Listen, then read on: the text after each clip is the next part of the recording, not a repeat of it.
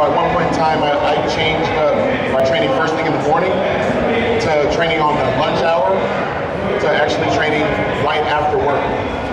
Luckily for me, I was working 2 jobs at the time. I was working nights at a nightclub and I was working at a gym, so it was a little bit easier for me.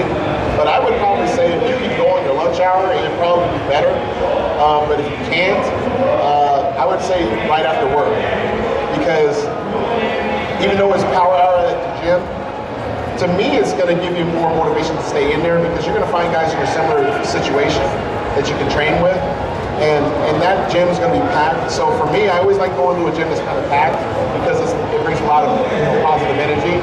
But if you can swing it, I currently train at like 8 o'clock at night, because that's actually after power hour and there's less people sitting on the equipment and not using it. I think that's the biggest thing. When you go to train, you want to train and get the heck out of there. But I don't think that there's a certain time, but I will say this. I do think that you should have at least 2 to 3 meals before you go hit your first weight workout. Cardio is completely different. You can do cardio on an empty stomach or after one of your first meals or right before you go to sleep.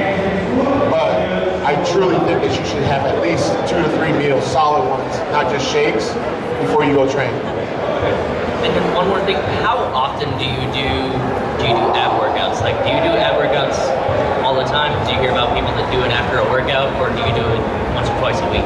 I'll do ab workouts. Like, beginning of my career, I was doing them like every day. And then I started slowing down the frequency of it. I was doing like 2 or 3 times a week. But then most recently, I started doing them like even in my off season, like every 2 or 3 days. And usually that would take about 10 minutes. But getting ready for the Olympia, I'm trying to make sure that I keep my stomach tight, because that's just one of the things I'm known for, having, tighter waist. So I'm usually doing them like